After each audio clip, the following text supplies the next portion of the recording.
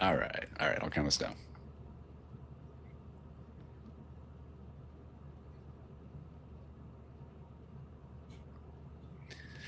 What's up, everybody? Welcome back to Why We Roll, the tabletop role-playing game design chat show from the Stillfleet studio. As always, I am Chris Pickett, and I'm joined by my wonderful co-host, Wythe Marschall. Hey, it's me, Wythe Marschall. What's up, guys? How's it going, Wythe? It's fine. You know, it's here at the end of summer, and we are excited for spooky season. The temperatures here in Philly just dropped to a beautiful, not that hot.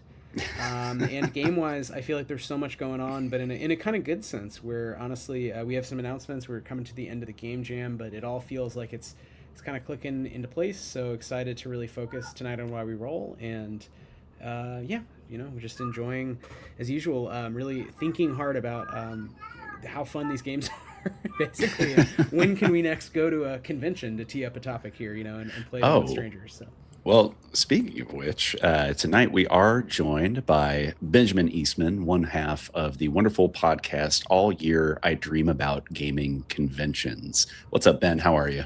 I'm doing great. I'm doing great. Sometimes I tell people it's a convent or the podcast title is something I wish I could go back and change because it is too long. But it's two guys from Philadelphia. It's always sunny in Philadelphia, getting abbreviated down to sunny.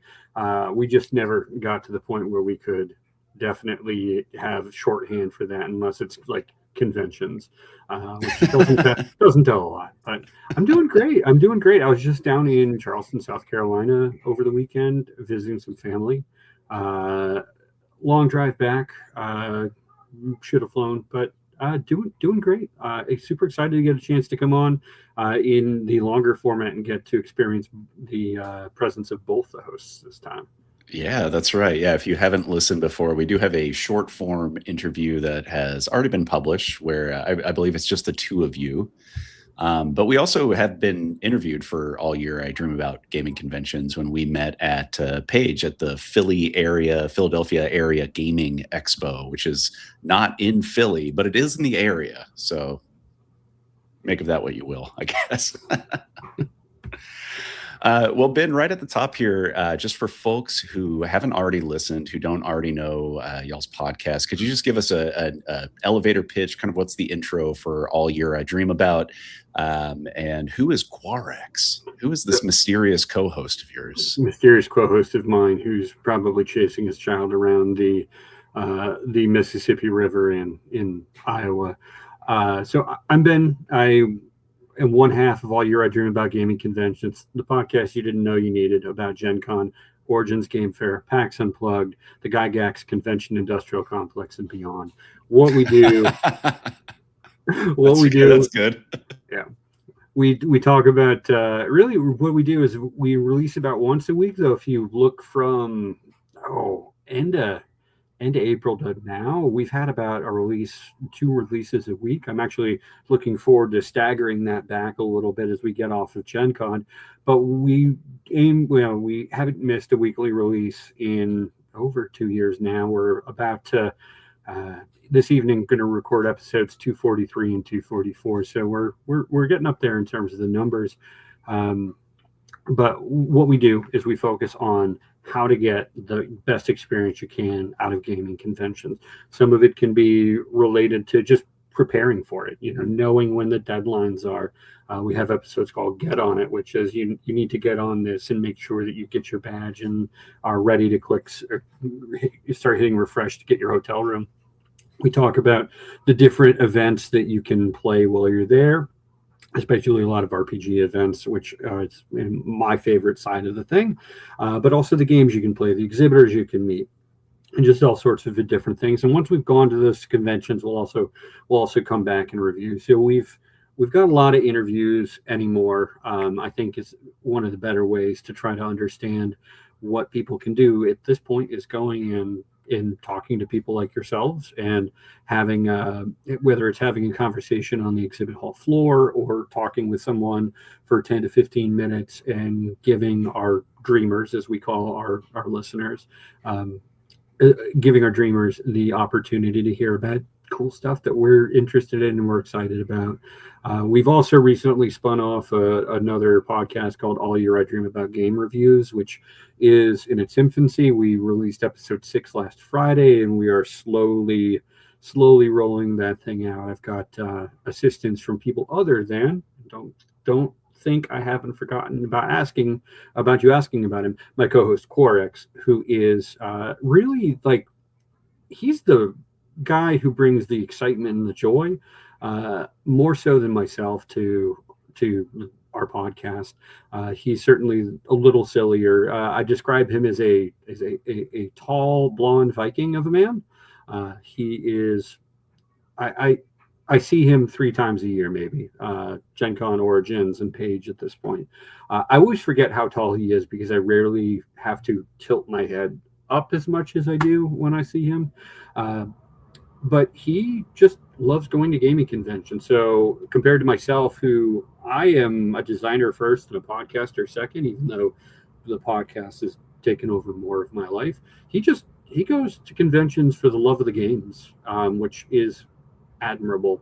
So anyways, Quarex, if you're out there watching, appreciate you. Love you, bud. Nice. Shout out to Quarex. Yeah, we also appreciate you, Quarex. I did have the pleasure of running a game of Danse Macabre for him back in, God, when was that? When is Page? Is that January. April? January. That was January. God, it feels like a lifetime ago. But yeah, I did have the pleasure of meeting him, getting to game with him, and yeah, lovely dude, very fun, and yeah, he definitely brings a lot of energy to the table, which I always appreciate. Because I'm sure we'll get into this, but at cons, when you're running games, you don't really know what to expect when you sit down. It could be a mixed bag. It could be a real mixed bag. But no, he definitely brought very high energy, a lot of excitement to the table, and it made that game a lot of fun. Yeah. And usually people are, I find generally con goers who sit down to play an indie game, they're going to have fun. They want to try something. Yeah. They want to have fun. But it is true. You get a mix of, I'm kind of nervous, I'm going to lean in as much as I can, but I'm a novice to the genre, right, to the hobby. And then you get people who are like, hold my beer, let's go all in, and they start reeling off their backstory, and it's been 30 seconds and they just found out about the game, like they just saw it and sat down. So it's really fun when you find those folks and you can kind of connect with them and build relationships. And to your point also, Ben, about seeing people, like, I find this is a very odd thing about the industry because it's so small, but the conventions are a big piece of it, and it's become virtualized with Discord and all that, which in some ways is good, and it's opened up new audience. But a lot of, from the industry side, like, you see people at conventions, so there are these friends that you have these kind of strange relationships with. You see them 2-3 times a year, and that has become, to me, it's like, oh, that's normal. Yeah, that's how I know that person. I see them 3 times a year like clockwork or whatever. So it's an interesting thing, thinking about different levels, I guess, of engagement with cons. And I love also that you have your dreamers and you're talking with your dreamers about enjoying cons. We should, Chris, start doing that with our rollers. Let's talk about we're rolling with our rollers. So then you can help bridge that world of the dreamer to the roller. If you're going to cons, now you want to design games, whatever. Guess what, rollers. Dear listener, you are now a roller, whether you like it or not. And if you're in San Francisco, you may be a big city roller. Oh, that's true. I didn't even think about that. Oh man, that's funny. Should we step back and start a little bit at the beginning, Ben, and ask about basically how'd you get into games, and especially if folks didn't listen before, you don't have to repeat yourself or anything, but how did you come to design games? And if you want to shout out sort of some of your history coming into, hopefully we'll talk about some more recent work, some newer stuff. And then, of course, we'll talk a lot about game conventions. But in general, kind of, do you want to give us a lay of the land with what brought you into games and to designing games? Yeah. So, my first experience with games, I was talking with my sister about this, what it really involved us going in a camper home and going to different camps around the area. I grew up in upstate New York. And we would sit at a table and we would play different card games just as a way to pass some of the time while it was raining out or whatever. Another thing I think about is my late friend, the blessed memory, Dan Tubman, introduced me to he sat down, he's like, my father has this game, he would like to play it sometimes, and it turns out it was Dungeon, like an OG copy of Dungeon, which I didn't realize until much, much later was sort of my introduction to Dungeons and Dragons. From there, really, I think I probably took a break throughout most of middle school and high school until a friend of mine who now lives in the Madison area, and I get to see when I go to Gamehole, he's like, you should play Magic the Gathering, which was a blessedly brief foray into spending too much money on cardboard. But what that did is when I went off to college and I found similarly minded people, I came back from winter break, and they're like, hey, we're playing D&D and you're going to play a cleric, which was sort of very much my onboarding into, well, you're going to have a role to play and you're the last one here. And wound up playing that. I really don't think I've taken much of a break other than maybe my first year of law school in terms of role-playing games. A lot of D&D, a lot of indie throughout that time. I have in my almost ruinous financial mistake was Warhammer 40K in my mid-20s. I still have most of it. It is definitely something that is definitely something that I enjoyed and wish I could get back to a little bit more. But then I also look at the prices and stuff. I'm like, oh, it's pretty wild. As a former 40K enjoyer myself when I was much younger, every time I look at contemporary or new Games Workshop pricing, I'm just like, how is that sustainable for anybody? It's crazy. Although I will say the indie wargame scene is pretty interesting. If you can find miniatures agnostic stuff out there, I feel like that's a good way into it. At Gen Con this year, I got a couple of games which were more Quarex for Forbidden Psalm that I want to check out a little bit more. But these were purchases for a friend of mine who does graphic design, but also just says, hey, go buy cool zines for me. And he's someone who has played 40K since it was called Rogue Trader. So this seemed like he loves the Morkborg aesthetic. He likes these sorts of things, and I suspect he will. When I get the package to him of the zines I've gotten over the last year, he will be very excited to see those ones in particular. So, So I mean, in terms of game design, I think it's always sort of sat back in the periphery. Once you start playing a game, I'm like, well, I can do this. I can make magic items and things like that. So some of my early work is probably magic items that you'd find on EN World or Giant in the Post message boards that are blessedly lost to no one's looked at this for a while and therefore it's been locked down. That wasn't great, but sometime around, let's say 2015, I got involved with a living RPG campaign called Greyhawk Reborn, which was then doing Greyhawk in early 5th edition, and started writing for that sort of thing. And I go to conventions, and I go to small conventions in the Pennsylvania, Maryland, West Virginia Panhandle area, and go and play and run things. And that's really how I think I learned how to put together something that I could hand to somebody else. Because you really, when you go to a convention, you have to be, well, there's lots of things. We were talking about this a little bit beforehand, but you're going to sit down with 6 people, hopefully. And you may not know them. You may recognize them. They may be people you've seen at previous conventions who've sought you out again and are excited about your thing. Or they may just be 6 people who are like, well, we want to play D&D. The first time I went to Gen Con, I ran a game that I had written. It was an 8-hour RPG game. It ran from 2 a.m. to 10 a.m. And I got 6 people from Wisconsin who got done with work at, I believe it was 8 p.m., drove to Gen Con, picked up their badges, and then walked to my spot and then sat down. And that was their first 8 hours at Gen Con. It was a choice, but the events were submitted really late is probably the way to describe it. But with that, you also have to figure out you can make things very complicated when you know the people you're dealing with. But when you're writing for any random person who has whatever amount of money or time or willingness to click sign up on an event, you also have to be able to make sure, I don't want to say writing to the lowest common denominator, even though it's a little, I don't intend it in the way that that comes off as an insult. It's just, you need to make sure that you're writing so everybody can have a good time, right? Because the goal is that you're going to, for whatever you're getting out of it, whether it's a badge or whether it's the enjoyment, whether it is some amount of money that they're paying you as part of the ticket, you're going to have them you're going to sit down and they're going to play with you for 2 to 4 hours or upwards of 8.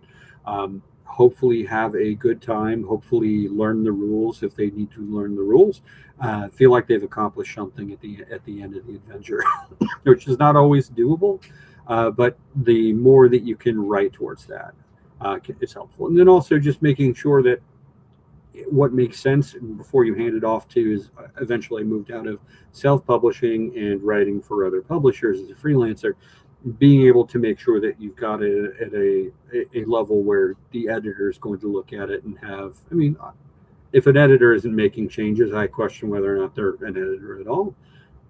But at the same point, if hopefully it's fewer things, it's minor typos that have snuck through once you're tired of staring at the same text for the 5th or 6th pass, or they're coming through with very insightful comments as well. Like, well, what about this? Like, people buy these things so they don't have to run, and people buy adventures so they don't have to make as much stuff up. Name this person, things like that. So that with a lot of conventions, I'd say between 2015 and 2018, were very formative, a good proving ground in terms of being able to sit down and figure out that I actually can do this and people can have a good time, and really learning how to be a better GM as well. Even if you're not somebody, I assume that your rollers are people who are designer leaning, but even if you're just trying to be a better GM, like this is a great way to do that. So convention games really are kind of a crucible. You you learn how to be concise, you learn how to communicate very clearly, but also like keeping a lot of high energy, sometimes in a very short amount of space. I mean, when we run games, we try to keep it to like 2 hours or so. And so it's a lot that you're packing into a very, very short amount of time. Yeah, we did 3-hour games at Gen Con, and it's interesting with the difference because I think they're just different experiences. But 2 hours I think is the minimum to me. I've done 1 hour kind of like showcase scenes, but 2 hours is enough to get through a plot. 3 hours I think is a good amount of time, but it is also a little exhausting when you end up with, you do 2-hour games in a row and take a break, and you're probably done for the day, or you have a more energy. I think with 2 6-hour games in a row, it was like, wow, that is a very measurable difference in my energy level, right? But right. But yeah, to all the things you're saying, Ben, I mean, I think that's so true that like it's not about the lowest common denominator. It's also adventure design, and we've talked about it a little on the show. We could talk about a lot more maybe in the season ahead, but I'm thinking of conversations like Josh Demansky, even back to like when we talked to Luke Gearing. When you strip adventures down, like what makes a good adventure? I mean, they're procedures, and you can add a lot of vivid stuff, and I love that stuff as a writer, but I do think, especially at a con game, I mean, you just don't have time. You won't use it, and the people, because it's about the other person's enjoyment, there are more veteran players who will bring their own vivid details, and then you'll have new folks who are a little shy, or maybe their kid is there, it's their first game or something like that, and which we've been lucky enough to have that experience, like with Blister Critters or something, someone saying, hey, my kid wanted to play this, and then everyone has fun. Well, how do you achieve that? It's not necessarily dumbing it down, but it also isn't making some incredibly Byzantine Game of Thrones plot in 2 hours for a 12-year-old to try to understand. It's like present a scenario that feels high stakes right away, and everyone gets to participate, everyone gets agency, and the adventure has compelling stakes throughout. And those are, it's easy to say, but I mean it really is like, it's the simple stuff, it's nailing the simple stuff, and then you can always do the more complex, like LARPy, we want to do 8 hours immersive storytelling. But I do think running standard, like take your game, if it is runnable this way for a trad adventure RPG, and try to do a 2-hour version with strangers. And it's a great, as you say, crucible, Chris, I think is the perfect word for just, is there stuff about the game that isn't quite clear? Do you know what I mean? You'll kind of know right away, because people will be looking at you nicely, but they'll be like, I don't really know what this power is or what this score does. Right. Even like character sheet design, right? Like, well, also in the chat, I have to shout out Vex. Vex is very into playtesting and good at this stuff. So just, I feel like I've learned a lot just talking to Vex and reading some stuff recently, like Vex was sharing. So yeah, this is a great topic. We can talk all day about how to run games at cons, The other thing, and this is something you'll definitely learn very quickly when you do not know the people you're running a game for, is that plot does not survive first contact with the players. So whatever they're doing, unless it is a system which is very railroad assumed, and you will get stuff like that, like Call of Cthulhu to some degree will be something like that. But being able to have it something simple enough and flexible enough to allow for either the choice, the illusion of choice, the quantum ogre, however you want to put it, and be able to justify things. And the players will also really just sometimes, especially when it's a one shot and they don't care about it, they will test the limits of what you can do. I was at Origins and I was playtesting something we ran at Gen Con, and one player was just like, "Hey, I have this spell called Hold Portal. Can I shut this door?" And I'm like, "Well," I thought about it for a moment. I'm like, "Well, you're not wrong, but it is a portal into our world, not the portal back. So what you would do is while you have that spell up, is leave the portal open." But it was something insightful, and made its way into what is currently the final version of the adventure, and we'll see if I do something with Zine Month for it, something like that. But anyways. No, that's great. I also That's feel awesome. like that happened with us at Gen Con with the PICARO adventure that now I think I am going to publish as a little group of capers, probably I think system agnostic capers for sort of historical fantasy games. And it's a heist. And Mhm. in 3 hours, we got through 2.5 hours, almost 2 hours and 45 minutes without them stealing the thing.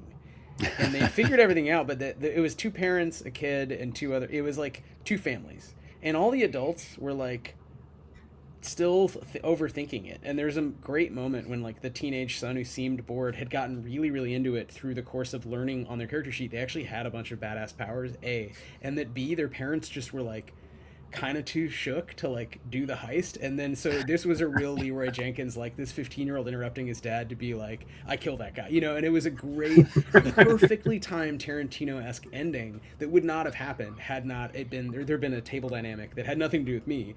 Because yeah, in a way, the parents were unconsciously, I think, testing the limits of, can we just enjoy talking in the year 1700 in this game and not actually do anything? And it's like, well, you can, but that's not the point. Right. So, It's the difference between an adventure game and a story game. It's yeah, like, well, we do have a goal in mind. But yeah, what you were saying, Ben, about railroading, really, I mean, it kind of is almost Proustian. It brought back a lot of memories. I think, especially when I first started running games at cons, I was always very apologetic about having to railroad the plot a bit Mhm. and being like, listen, this isn't how I normally like to run things. I like to be more open-ended at my tables, yada yada. But like, we've got 2 hours. We're gonna jam through this thing. And that's something that like just the more experience that I have with it, the less I feel self-conscious about. Like I might say it at the top and just be like, hey, it's a con game. We've got a very specific A to B. We're gonna jam, we're gonna get through it, but then it just doesn't get brought up again because most players don't care or mind. They're kind of just happy to be playing, they're happy to be there. Is I think that can find a way to a little bit of space and just be like, look, it's going to be on the tracks, and that's okay. Most people feel fine about that. I think it's part of the social contract of playing a convention game is you have a time frame in which to achieve your goals.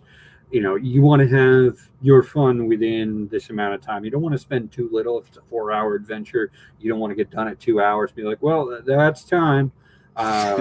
Which unfortunately was something that happened at Gen Con this year for a group where people just rainbowed their way through it. And but it's at the same point, like there's parts where it's like I had to tell someone in an adventure, like, yeah, there's a spot and it's not part of the adventure, and they're like, can I go there? I'm like, you can, but we didn't write that. This is a very you can't go past this part of the adventure video game moment. And they're like, oh. I'm like, yeah, I'm sorry.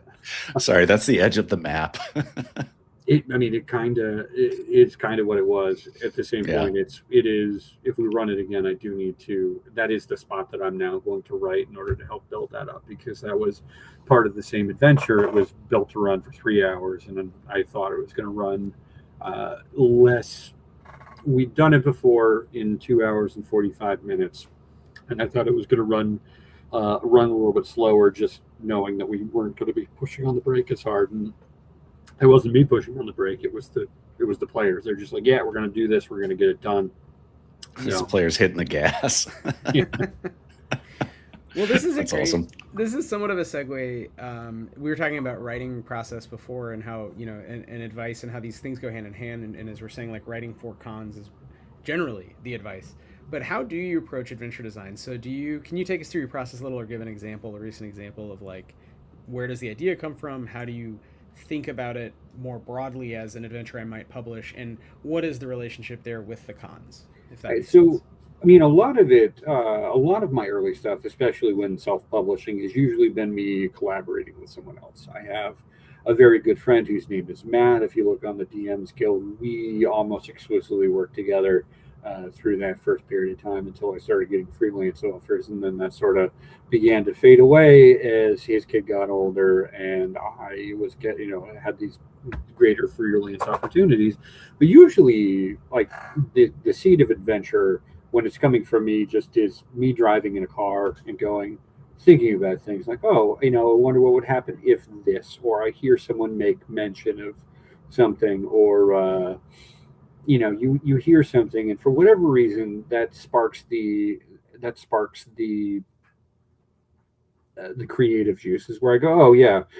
And then what I'll usually do is begin to work that out, and I may talk it out myself on my voice recorder, which I have to right of me, just in case we're having any issues with audio, because usually I'm also driving when inspiration strikes, for me personally. But then I'll either go to my collaborator and say, this is the idea, and we'll work things out. Right now I'm working with a guy whose name is Tim Hitchcock, who's done a lot of stuff in the Fantasy 20 space, including he worked on a lot of the early Paizo adventures before Pathfinder. I think it was actually called Pathfinder, and it was just 3.5. But going through and working through those sorts of things. In between us, we have, I think, 40 years worth of adventure design, more so him than me, but like, we know things that work and don't work, and he may have a great idea, or we have to be the one who says, well, I need to roll it back and make it manageable, and I may have a great idea and goes, yeah, I did that in 2010, that's a terrible idea, and this is why. So, like, one idea I had at Gen Con was like, well, we're going to write an adventure in 4 different tables. They're going to go through 4 different B plots. And he goes, yeah, I did that for Paizo. They only took 2 of them, and I only paid me for 2 of them because they only asked for 2 of them, and I decided to write the other 3 because he'd done it for 5. It was too complicated, and I wouldn't do that. So anyways, from there, usually once I've talked myself into it being a good idea, I'll begin to sketch it out. I'm usually I'm probably of an age that's not too old, but enough where handwriting things still makes a lot of sense, where I'll sit and write something out by hand. And for whatever reason, it feels like the creative process is a little bit easier that way. And I'll begin to sketch out the plot. And you sort of have the first act, second act, third act, conclusion, background and setup, first act, second act, third act, which is usually the fight with the bad guy, and the conclusion, and then begin building that out. Sometimes also, I really like using Dyson Logos maps. I actually joined a game jam that said don't use his maps, and I'm like, oh no, because I'd found 3 maps that were perfect for it, and I'm like, yeah, you probably shouldn't do this. Well, never mind. I'm not joining this game jam. I think I'm going to try it. It's just going to be my poorly drawn maps as opposed to something gorgeous and lovely from Dyson. You gotta, like, do your own version, like, maybe not trace, but like just try to freehand redraw the ones you like, and just it'll be different. It'll be weird. Yeah, get some grid paper and just go to town. Like it's really like it's 1981 again. Yeah, well, I would be -3, but I point taken. And then from there, I mean, it depends on like what the throughput happens to be like. Am I just writing a game for my friends, which I do, like, though anymore I will say that a lot of times I just sit down and I say, what game are we playing? And then just ask 5 questions and run an adventure. It is a little scary how good I've gotten it at just completely improvising everything. But am I writing? Am I doing something for my friends? Am I self-publishing this? Do I have a? Do I set it on a shelf until a publisher says, "Hey, we're looking for this. What can you do for it?" I'm like, "Well, I've got this thing, and here's what it looks like." And this is why I think it's a good fit and different stuff like that. And then from there, it really becomes a question of like, what's the system? What it is you're looking for, and it's taking it out of sort of that initial formatting and crafting it to the system that it happens to be. I think is really where you're going to. I remember in college that we had a speaker who came and said, "Why is there a W in playwright?" I think Chris has heard this joke before. I haven't, no, but it just made me laugh automatically. I was like, well, I couldn't tell you. Yeah. And I forget the exact joke, but really the point of it is that a play is not created, it is wrought. And that's why you've got the W, there. So similarly with adventure writing, like, unless you are, if you're putting your heart and soul into it, which is something that I often do, not all the time, but I often do, I'm putting myself into it, and there's some amount of my perspective that shows up, even in like a fantasy 20 adventure, where, for example, Kobold Press has Tales of the Valiant, which is the 5e Heartbreaker. I wrote the second adventure for it called Trouble at Mossbeard Mill. I tried, if you go through and you read it, which is strange for a Dungeons and Dragons game, you can get until the last encounter without actually having to fight anyone. And that, people may not have seen Wythe pull his hand down like that, but like it's interesting to see. And there's part of me in that where it's just like, well, not everything has to be a fight. And really, I know we're playing wizard superheroes, but also like you're fighting ghouls who are going to like crack your bones and suckle out your marrow. And if you're an average person, you're gonna be afraid of that. So how do I craft this together? And now that I think about it, it's the second to last encounter that you could do without fighting. Though I think you could probably also use a sleep spell, but there's something I try to put a little bit of a challenge to myself in whatever adventure I'm writing as well, whether it's a content, whether it's a message, or whether it's just like, here's the challenge to myself. This is a brand new system, which is really a mostly old system that's about a decade old at that point. But how do we go through and how do we re-envision this play experience in a way that is not just, well, we kill things and we take their stuff. So. Yeah, I love that. I mean, I feel like it's a hard thing to avoid, especially in adventure game writing. Mm-hmm. And especially, for cons where it's like you want to have kind of high energy, you want to have movement and things like that. And kind of the easiest way to get that, I feel at least, is just to jump into combat as soon as possible. But I do think that there's something really fun and really elegant about just having other options, even if they're brief, even if it's just, like in a Danse Macabre adventure that I run a lot at conventions, it kind of has like 2 branching pathways, one that's going to put you right into combat and one that it kind of allows you to be a little bit more sneaky, a little bit more thinky. And I try to do my best to telegraph those kind of from the get-go, so that people can choose the flavor that they want for that adventure. But yeah, I mean, it can be tough to deny the siren's call of just combat of murder hobo, And if you've played Trouble at Mossbeard Mill and killed your way through it, that's also a valid play style. Sure. Right. Reading it as a GM, you can also present it as, well, you don't have to do these things. You can get through the full first act without pulling a weapon if you want to. Yeah, and I think some of it is a question of options and paths, to the points y'all have made. Are there branching paths? Is there player agency to pick a play style as a team or for individuals to shine?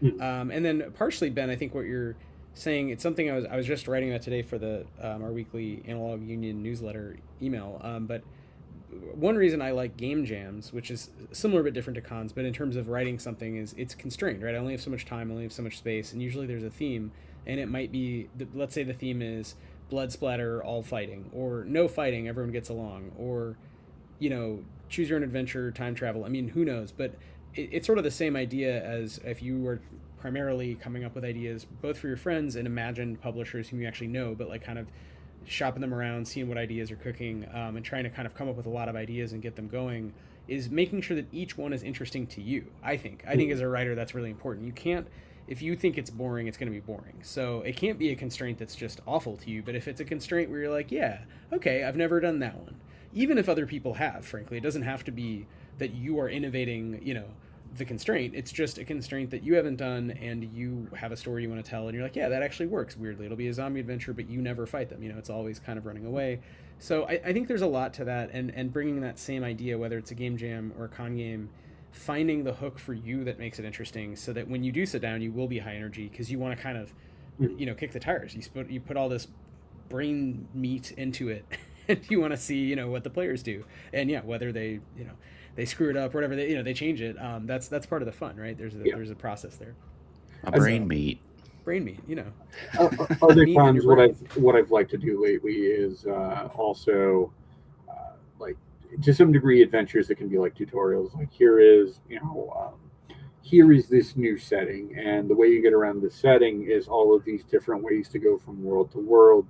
Whether it's walking through, I don't want to call it a Stargate, but like kind of like a Stargate, you're walking through mirror portals from one location to another, or you're going to sleep and you're dreaming, you wake up in another location, or you're just on a boat going down the river Styx. These are all different valid ways to do it. How do you teach that to players in a way that gives them choice agency, but also like presents the setting to them? Like, that was one. That's a one. I mean, I guess I sold that long enough.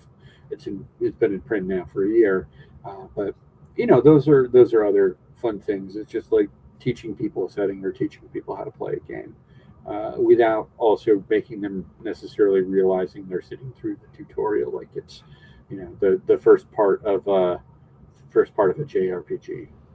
Yeah, or the first part of like a modern, like, I'm picturing a Metal Gear kind of game, but Chris with zombies, and it's like, oh no, what do I have on me? I have a sling and a broadsword, and it's like, okay, there's way too many zombies. There's no way to fight, I have to run. And the tutorial, but they're moving kind of slowly. They haven't seen me yet. And it's like, I do think, Ben, to your point, you have to build in those didactic hooks for players as well. So you build things that you're interested in. Sounds like, I think we agree on that. And then you build in things that any player can do right away to kind of understand the rules at a very basic level, as well as the world, the where are we, and maybe get interested, right? Build hooks for them. So I think those are some really good points to think about with specifically, adventures you're going to run at cons. Do we, just to follow up on that? Yeah. Do we want to switch to, okay, now you've written something, you've run it at cons maybe multiple times. I don't know. Do you want to talk about your playtesting process, and then kind of where you go from there and some of your experience with writing for print, and if there are differences, if there's things you want to, sure. What's the next step, basically? Yeah, or what translates over between the two. Yeah, so one thing at conventions anymore, I've got enough of a CV, so to speak, where I can go to a publisher and say, hey, I've done this, and that. I really love your system, or I want to do something with it. And sometimes they'll be like, here's my card, follow up later. Sometimes they're like, yeah, it's all right. The stuff you've written before isn't necessarily what we're looking for. Other times they'll be like, well, why don't you try writing something and show up at a convention and run it? So I have occasionally done that sort of thing where I show up at the convention and run a thing that I've written. Certainly that gives you an opportunity, and you're showing investment in the system and the publisher in such a way that you can say, well, I'd like to work with you. Here's something I have. Do you want to do something different? Maybe that's not exactly what they're looking for, but you've shown kind of your proof of product. I'm right now doing some work for 9th Level Games on what I would describe as being, well, they have their mazes fantasy RPG, and they have Return to Dark Tower, the license for Return to Dark Tower, for the RPG. And I'm doing a 12 adventure arc for that, in which was working on the sixth adventure while I was waiting for you guys to hop on, which could probably be described as Dragonlance War of the Lance like, but I consistently have to go back and, as part of running it at conventions or elsewhere, I have to figure out when I've sort of gotten too close to being like, oh, this is actually just War of the Lance. I was talking with Gareth Ryder Hanrahan, who has written for practically everything, and he goes, yeah, there are some times where authors are just like, they've figured out that they want this thing, but they want to improve upon it in a way that's not bad. I love War of the Lance. There are some parts of it that are very 1980s and probably very Mormon, that I don't necessarily enjoy the most of, and no shade to Mormons. The same thing could probably be said about Hasidic Judaism with this adventure arc that I'm doing right now, where there's a lot of like philosophy that's underpinning parts of it. And if you go and you look at it, like, oh well, I know exactly where I unintentionally stole that from, and this is what it is. So. Yeah, you got to be careful with the Dragonlance stuff. You know, Margaret Weiss and Tracy Hickman, they'll come for you. I don't know if they're still alive, honestly, the authors of the novels. They are alive. Okay, good. They did a 3-book arc, which was fine. But they're alive. They're very lovely people. I've met Margaret on a couple of occasions. I've never met Tracy, though. He stopped running the killer breakfast. He would, at Gen Con every year, he would do a killer breakfast, and people would show up and they'd play for a little bit and he'd kill people. It's like the intro to Faster Purple Worm Kill. That's pretty cool. Yeah. And you go through, like, you buy a ticket and be 200 people and 200 people dead at the end of it. He stopped doing those when he started to go work for, I think he was working for a video game publisher for a while. And just didn't have the time to make it out from Utah, which is unfortunate. He's back now. He was part of the D&D Icons announcement at Gen Con. But yeah, so to some degree, in terms of talking with other publishers, going and showing that you're invested, or going and running their stuff and saying, hey, I also do this. That's really how I broke into freelancing, to be perfectly honest, is that I had a CV and I had done some monster design that wound its way into Kobold Press books. And I'm just like, hey, if I send you an adventure pitch, would you be willing to look at it? And they knew me from running 2 years worth of adventures for them. One of their freelancers at the time was the guy who was doing the con stuff, and he was introducing me to people as the person who did the Bar Brawl, which was my first published adventure design, which is just a swarm monster of drunk humanoids. Yeah, it's delightfully simple. But yeah, and so like you can work your way into that, or you can say, hey, look, I'm interested in doing this sort of thing. When I went back to Nine Public Games, when I came to them initially, I had met with them through Unpub, a great group that runs a convention called the Unpublished Network, or Unpub. They're trying to do more with RPGs, so pay attention to that space is what I would say. But I showed up to PAX Unplugged and was like, hey, I went through your polymorph system, and I have this idea for a thing, and it wasn't great, but what it did show is I figured out how to work through the system and design something with their design document, and that got me all sorts of ways there. And it's just like, here are a couple things. Look at this and pitch me on something that we do. I just wanted to do a very vanilla heist adventure, and they had just put out Pigeons 11, which was their Be Birds Do Crimes heist adventure. It's great. I haven't heard of that one before. That's awesome. I hadn't heard. I like Ninth Level. I like Polymorph a lot. I consider Polymorph with the Grid system, Forge in the Dark, Together We Go. I mean, I think these are the modernist systems, you know, that are complete, that allow you to do a lot of different kinds of storytelling, that are always really fun, player agential, and they're crucially they use power they use ways that players do things to create the world. So there's a kind of recursivity, which I think is really important, where players are doing world stuff as well. It's not totally sort of walled off into kind of Gygaxian GM, world builder, referee, and then everyone else is just kind of showing up. But I had not heard of that. We'll have to have, we've been meaning to have them on. We'd love to have them on the show.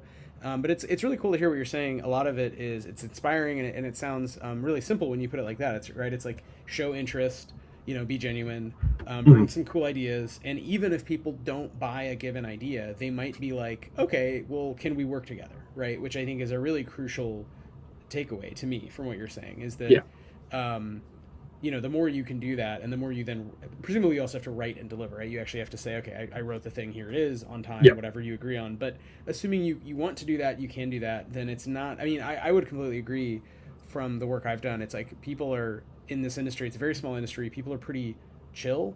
And so a lot of it is just like, do they know who you are? Do they know what you like and what you say you're good at? And again, some of that is an interesting, at least to me, I don't know what you think, Ben. I found it odd because it's like you almost do have to interrogate yourself. Like, wait, what is the thing I most want to do? Let's say I have 5 minutes. I'm going to pitch this person. They're very nice. We're having coffee, whatever. What am I pitching them on? Right. You know, and what is the adventure or game or whatever I want to write? What do I want to do with their system? You realize quickly, and it makes total sense. They, of course, it's their baby, right? When you're talking about their system, they have very complex ideas about what the system is, you know, good for. It's just the same way we would about our own material. So it's interesting to kind of, you know that going in, but it's very different in the space of a con, where again it's kind of a crucible. You have limited time and energy, and you're trying to take meetings or like chat about what people are up to in the future, and sort of decide, you know, do we want to kind of work together? So it's cool to hear some of your experience there, and that makes sense that if you do have an adventure you feel passionately about, you can begin maybe, you know, shopping around, mentally thinking like, who might want to publish this, right? Yeah. We also, with when it comes to, and I know we're coming up on time here, but when it comes to some degree with self-publishing, I self-published a physical adventure for the first time in a decade.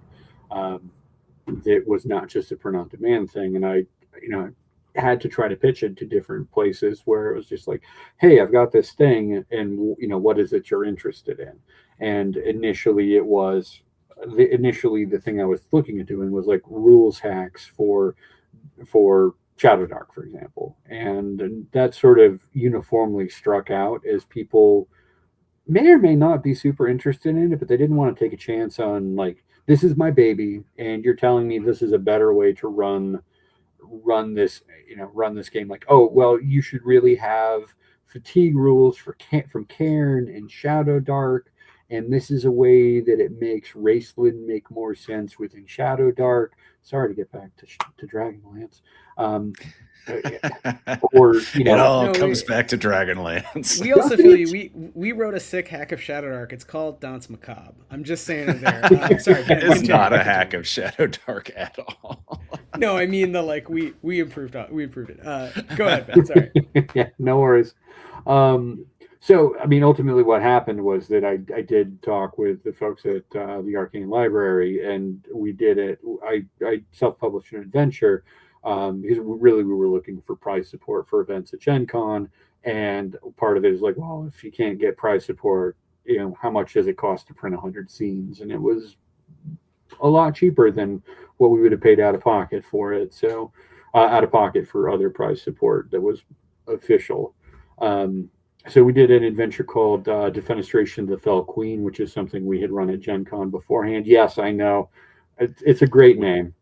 We love Defenestration over at Stillfleet Studio. I feel like a lot of our games have a power called Defenestrate. There literally is a power in Stillfleet called Defenestrate. Yeah, there's one in Danse Macabre as well. Yeah, well, we didn't have an actual Defenestration in the Gen Con 2025 adventure. So when I wrote it for instead of 8 tables running it at once, because I do big mega games like that, we did it as a single table adventure. At the end, when you defeat the Fell Queen, the Fell Queen has to fall out a window and explode into a nothingness, but you like night and different things like that. I don't want to ruin what is a little bit of a twisty adventure where you're unpacking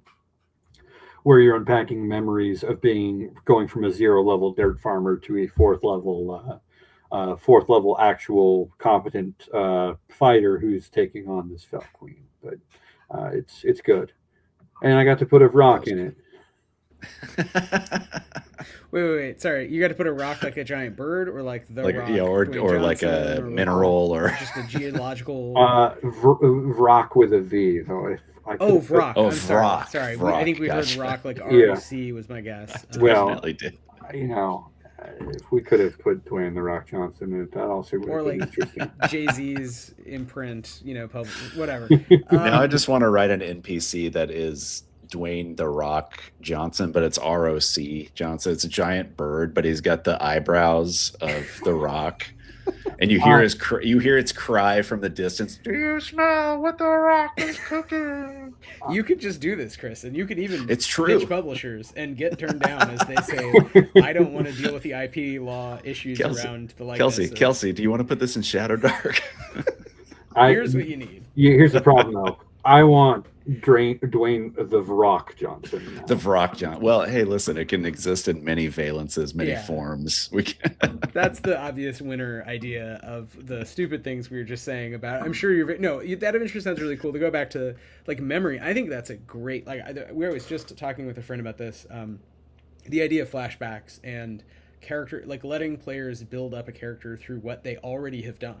How do they reach a moment of essentially superhero level power having, but let them go back and imagine and fill in those gaps, and trying to build that into adventure specifically, I think is a really powerful way to bridge, like a lot of what we've been talking about recently is bridging those kind of story game procedures into traditional fantasy adventure, so that people can get the simulationist crunchy power having, but also you can have really set scenes that are pretty much automatically cool. They're automatically poignant. They're interesting. And I think stuff like that is great, and writing individual adventures is one way to build up your library of tools and to try stuff out. I realize we are running up on time, so I want to make sure we give you plenty of time, Ben, so we still have time. What are you working on? What has come out? What are some of the things you're excited about? I know you've written a lot. I know we last spoke about 6 months ago about A Lease on Art, published by Plus One Experience as part of the RPG Zine Club, which I'm a fan of. But I'm sure you've been working on stuff since then. So in addition to Shadow Dark Adventures, is there anything else that we haven't covered that you want to sort of shout out?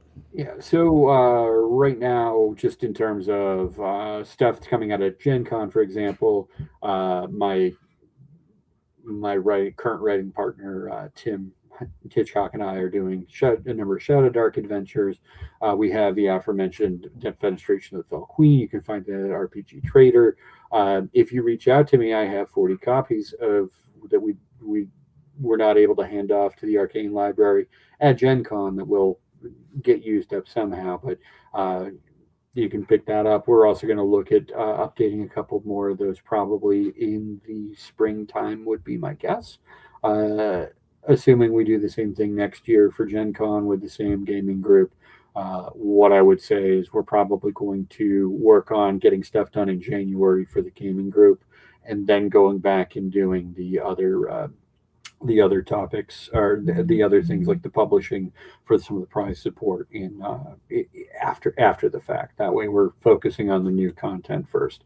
We're also probably going to do a lot less new content now that we have some stuff backed up. Anyways, Defenestration of the Fell Queen, you can find it on RPG Trader. You can also reach out to me. I'll give my contact information here in a little bit. I did so on Itch. There's an Appendix N Jam, which I did another Shadow Dark adventure for, which is called A Flickering Hope in Fusang. If folks want to check that out, rate it. I would love to see that. It's a Shadow Dark adventure. It very much tries to meld the old school. You are you are fantasy people who've come across a science fiction thing, very Barrier Peaks like in certain ways. There's a big old brain that you get to fight alongside, and I think it's a lot of fun. It's 4 pages, including the cover, which is also the map. So Oh, that's awesome. if you want to check that out, that's something I threw together relatively quickly when, again, inspiration struck. It's just like, oh well, it's a Star Trek episode that deserves to be a Shadow Dark adventure. Um, Elise on Art 3+1 experience. It's a heist adventure. You're playing as preservers, who are people who are trying to protect the physical media that we still have after the government has basically outlawed it in the interest of all sorts of different things, but namely forcing you to, instead of being able to take, for example, a record off the wall and throw it onto the turntable, you need to rent it. And you need to continue to pay monthly fees in order to access the art that you have or see the things you did have, which is unfortunately becoming very. This took a year and a half to eventually get over the hurdle, like the finish line, but it's gotten increasingly more complicated.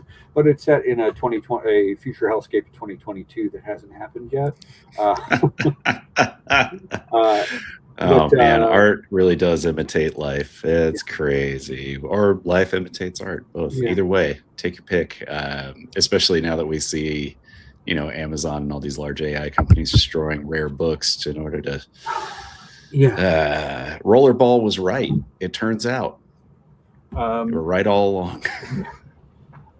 Then just for some other stuff, there's a series I did on the Kobold Press blog back in 2023 as part of Dungeon 23. I was the producer of it in the sense that I made sure the trains run and the content got edited down. But it's a 64-page black and white zine that would work very nicely for any kind of system, for that matter. But it's called Hastening Doom. I like it a lot. I'm glad to see it's gotten off of the digital page and into actual pages. Other than that, I talked about Return to Dark Tower. If you're interested in, I believe once the 6th adventure's out or in their hands, they'll begin putting them together into books similar to what Trick has been doing for Mazes and Mazes City of Skulls. So that will be that. That's really right now my major thing, other than just getting distracted by game jams, which I'm really trying not to do because I need to get this done so I can go do other things. And then lastly, who could forget about the podcast? All You're Dreaming About Gaming Conventions, the podcast you didn't know you needed about Gen Con, Origins Game Fair, PAX Unplugged, the AYIDAGC Convention Industrial Complex and beyond. In about an hour and a half here, I'll be recording episodes 243 and 244. We're going to start hitting, we're just about to hit sort of our post-Gen Con break once we get the other side of Labor Day. And we've got some content lined up for that. And then we're back at it. We've got Gamehole Con coming up in October. That is one of the conventions we're both going to be at. Quarex and myself are both going to be at 3 or 4 of the days. We also have PAX Unplugged coming up, as well as all sorts of little conventions that we go to in the Mid-Atlantic, New York area, or in the Midwest, which is where Quarex is out at, in all sorts of places. Indiana, Iowa, Illinois, Wisconsin, Minnesota, probably some amount of Missouri, and I think he also occasionally makes his way out to Nebraska. Wow, he's really got the plains covered. That's wild. People be driving, People do be driving. God, moving back to Texas reminds me, people do be driving. It's crazy. A Midwesterner's opinion of what a long drive is. Yeah, it's different. It's different even than, as I recall, the East Coast Drive world is. Yeah, Ben, these are all really exciting. We'll have to shout out a few things briefly. So Appendix NJAM, we also have our submission, Weird of the Winter Worm. I didn't realize you were in it. There are like 332 entries, so I have not read them all, but I will read yours immediately, Ben. And I'm excited for that. And yeah, there's a lot of good content. Appendix N Jam is one of the bigger, I would say, OSR, NSR jams where you get a lot of cool submissions, in part because they're all 4-page dungeons. You know, they're all 4-page adventures. They have this prescribed pulpy title, so it's a fun one. We are at the tail end. We have 1 week left in the Grit System Game Jam. As of the time of this recording, by the time the podcast drops, it'll be done. The judges will be a reading. But yeah, if you're working on a Grit System Game Jam project, please get those in. And Ben, hit us up with those links so we can drop them in the show notes and everyone can check out more of your work. Yeah. With that, I mean, I'm going to turn it over to Chris, and we can close it on out. Yeah, I mean, you know, we've mostly hit most of the final question, but Ben, where can folks find you personally online, find your writing, and also where can they find all year I Dream About Gaming conventions on all of the socials and pluggables and all that good stuff? Well, the last one's the easiest of them because we're lazy and we have a linkter. So if you go to Nice. linkter.ee/Dream About Gaming Conventions, because again, the name of our podcast is too long for most usernames. We're not even members of Gamma under our full title because they have a hard stop at 20 characters. We are members of Gamma, but we're members of Gamma's Dream About Gaming Conventions. Yeah, as the abbreviated. Yeah. Eventually, we will probably, as we begin to spin up. So you'll be able to find links to our podcast there. The main one, All Year I Dream About Gaming Conventions. The new sister cast, All Year I Dream About Game Reviews, as well as Facebook and Instagram. And we don't have TikTok because we're both federal government adjacent, and that's a kind of weird thing to spend a lot of time doing stuff with. But we're also on Blue Sky. You know, we're not on Twitter because we decided to avoid that cesspool forever. But we're very much on Facebook because I am in my 40s. So you can find that there.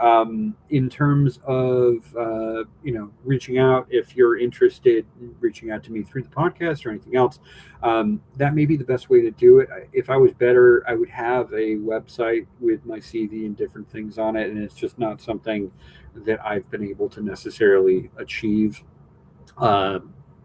And I don't know necessarily what it's something that would be nice to have, but I might just have to be lazy and link to myself as an author at this point.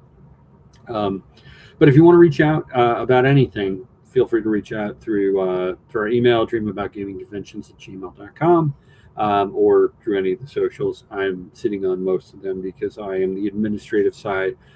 Quarex's Vibes, I'm administrative, is sort of the breakdown. Don't want to say that I can't be exciting and full of joy and whimsy like he is. He wrote the last 2 scripts, so he can sometimes do those sorts of things as well. But we both have our strengths, and me answering the emails and him being awesome and attracting people to listen to the podcast by being just so delightful is sort of the breakdown for us there. So. Hey, listen, someone's got to keep the lights on, someone's got to keep the train running. You got to. Yeah. Well, I'd like to think in the world of podcasting about TTRPGs, we're all awesome. Ben Eastman, thanks so much for joining us, talking about your work, your process, all your I Dream About Gaming conventions, and plenty of Shadow Dark and possibly other and polymorph game hacks and adventures and whatnot. We'll have to check back in. We're happy to join you. We'll be, of course, at PAX. We'll be at GaleCon in Dublin, random.